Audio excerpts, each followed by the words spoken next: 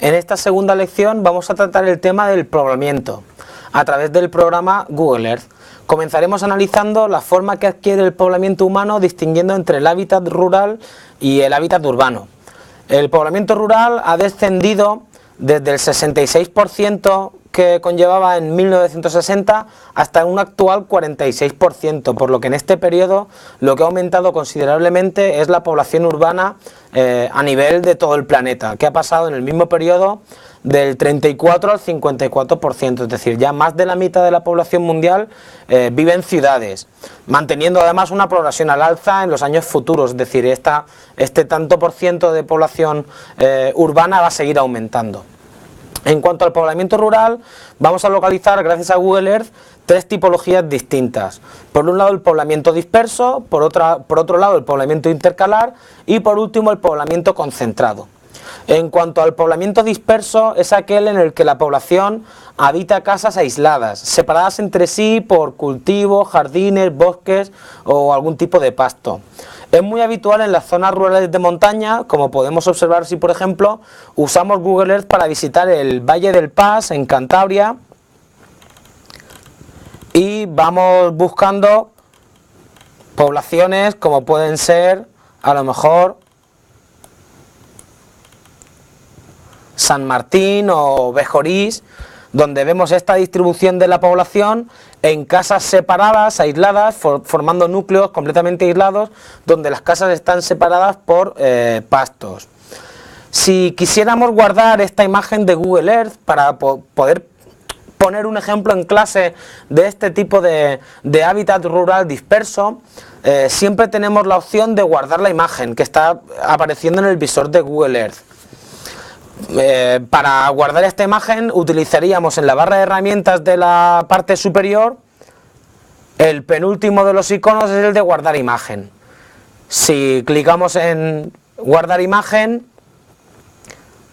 el programa nos va a permitir guardar en la carpeta que nosotros deseemos una imagen en formato JPG, es decir, que estas imágenes que nosotros podemos localizar para poder enseñar en clase de ciencias sociales el tipo de poblamiento, las podemos siempre guardar y utilizar como ejemplo. Si hablamos, por ejemplo, del poblamiento intercalar, es aquel en el que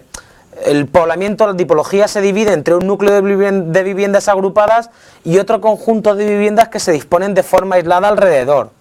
Un buen ejemplo de este tipo puede ser la población en Albacete de Tobarra.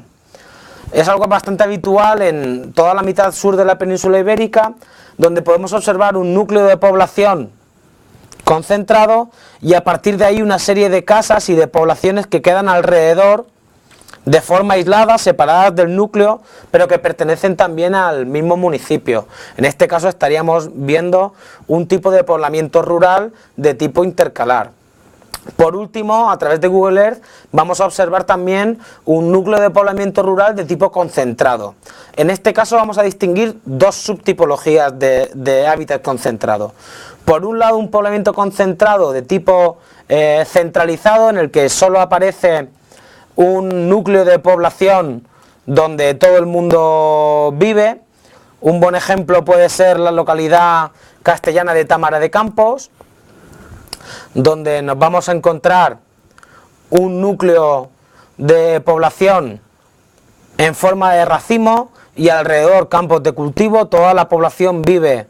pegada en este gran núcleo de población, mientras que la segunda subtipología del hábitat concentrado va a ser aquel tipo no centralizado, sino de tipo lineal. Un buen ejemplo del hábitat lineal puede ser Pinosgenil, por ejemplo en la provincia de Granada. En este caso la población de Pinosgenil en Sierra Nevada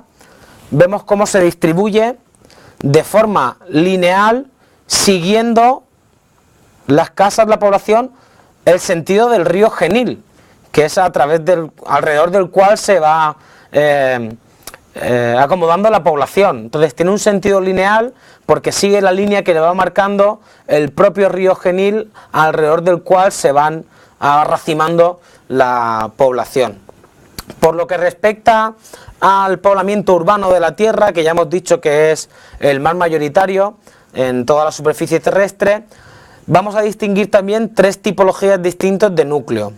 En este caso, como núcleo urbano, vamos a distinguir por un lado lo que es el área metropolitana, por otro lado el concepto de conurbación y por último el concepto de megalópolis. El concepto de área metropolitana se refiere a una población urbana y al radio de influencia que ejerce sobre otras poblaciones que se encuentran cerca. Este conjunto de poblaciones tiene unas planificaciones comunes y suelen tener relaciones de dependencia en función de los servicios que ofrecen a la población. Un buen ejemplo de una gran área metropolitana es, por ejemplo, Madrid. Si nos acercamos a la ciudad de Madrid, nos damos cuenta como el núcleo de población de Madrid alrededor tiene otros núcleos de población que están conectados con ella y que dependen de los servicios muchas veces de la capital, como pueden ser pues Pozuelo, Fuenlabrada, Arganda o Coslada,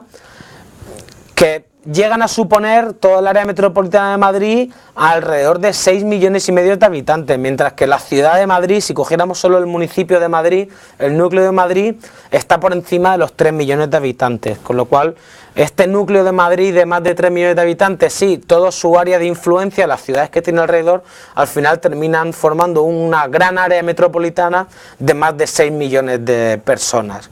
En cuanto al concepto de conurbación, se refiere a un conjunto de poblaciones urbanas que debido todas a su crecimiento,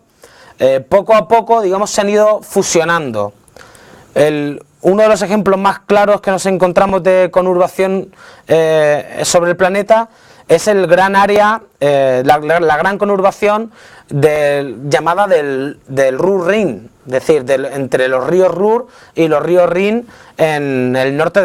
del continente europeo. Esta gran conurbación contempla unas poblaciones desde Dortmund a Essen a Duisburgo, en el que los núcleos de población quedan completamente fusionados entre todas las poblaciones, están completamente unidas y la población forma una gran ciudad que termina siendo un conjunto de ciudades. Aparecen otros. En este concepto de conurbación, en esta fusión de grandes ciudades, podemos encontrar unos ejemplos a lo mejor mucho más concretos, también en la península ibérica, en el caso, por ejemplo, de la provincia de Alicante, las poblaciones de Elda y Petrer, también han terminado formando una conurbación. Son dos poblaciones que están cerca y que han crecido tanto que se terminan fundiendo, es decir, no termina habiendo una distinción física entre ninguna de las dos poblaciones. Por último, si hablamos del término megalópolis, nos estamos refiriendo a una gran concentración de población urbana formada por una gran ciudad y su área metropolitana que se termina fusionando con otras áreas metropolitanas de grandes ciudades, es decir, es un gran conjunto de áreas metropolitanas, lo que termina conformando una megalópolis o una megaciudad, como también se las conoce. En ocasiones estas megaciudades o estas megalópolis pues tienen una población por encima de los 20 millones de habitantes. Un ejemplo muy claro que nos podemos encontrar es el de la megalópolis Tokio-Yokohama. En la isla, en Japón, en la isla norte, nos encontramos una gran megalópolis entre las ciudades de Tokio y Yokohama en la costa, donde la población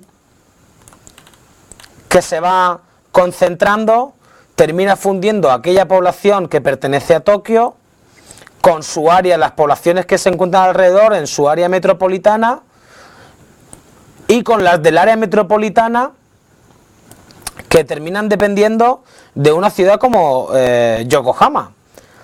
Al fin y al cabo, esta megaciudad, por ejemplo, este área de megalópolis entre Tokio y Yokohama, que es el más grande del mundo, tiene una población por encima de los 36 millones de habitantes viviendo y conlleva centenares de kilómetros de suelo urbano, siempre fundiendo esas grandes áreas metropolitanas de grandes ciudades. Así pues, las formaciones que recogen el poblamiento urbano del planeta pueden ser analizadas también, igual que las del tipo rural, a través de la herramienta de Google Earth, pudiendo tomar para nuestra clase de ciencias sociales una buena selección de ejemplos y siempre guardando las imágenes con la opción de guardar imagen de la barra superior. Así finalizamos esta lección 2 del tema 6.